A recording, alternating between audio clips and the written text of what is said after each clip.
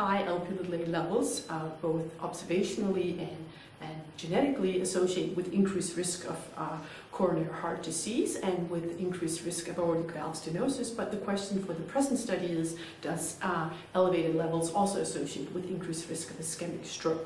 And we found that for the contemporary large Copenhagen general population study, we saw a clear stepwise association between elevated Lp(a) levels with risk of ischemic stroke, so that individuals in the top 10% of the concentration distribution had an approximately 1.4 to 1.6 fold increase in risk of ischemic stroke. Also found that LPA risk genotypes, amongst others the Kringle4 type 2 copy number variant, associated with increased risk of ischemic stroke, which indicates that there is genetic evidence of causality.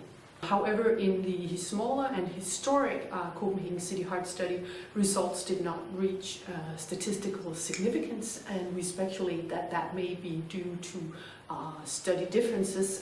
For instance, participants in the Copenhagen City Heart Study were older and smoked more, and we speculate that the effect of lifelong elevated Lp(a) levels may have been masked in that particular study by the accumulation over time of lifestyle risk factors for ischemic stroke.